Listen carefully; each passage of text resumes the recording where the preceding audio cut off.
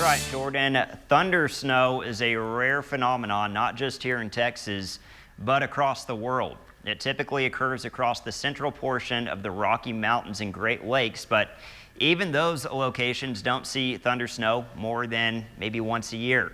There's a chance we could see it late Thursday and early Friday further up towards Lubbock and Amarillo, and even maybe in a couple spots in our viewing area.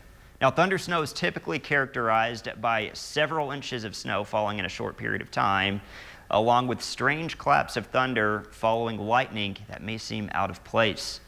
And the type of lightning that forms during thundersnow events typically is a rare variety called positive lightning. Now, positive lightning is different from normal lightning, known as negative lightning, due to the difference in charge distributions. In negative lightning, electrons are located at the base of the thundercloud, forming an area of negative charge, while protons down here are at the surface. Now, the difference in positive lightning is that the protons are instead located up here at the base of the cloud, and electrons are at the surface. What ends up happening is a lightning strike occurs instead with protons, so there's a net positive change with the lightning strike. So this is a little bit different.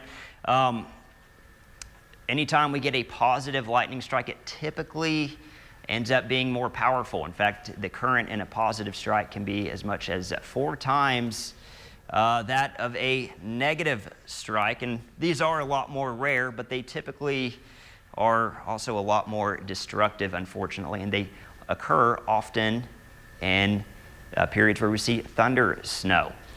So this is all something that could end up happening. Here's a picture of it right here. This is from the National Weather Service, and it shows a lightning bolt kind of going way off to the side. These can strike from a very far distance as well, more than 10 miles. So that means that this thing could end up striking when, you might not hear any thunder in the distance. You might not see any rain.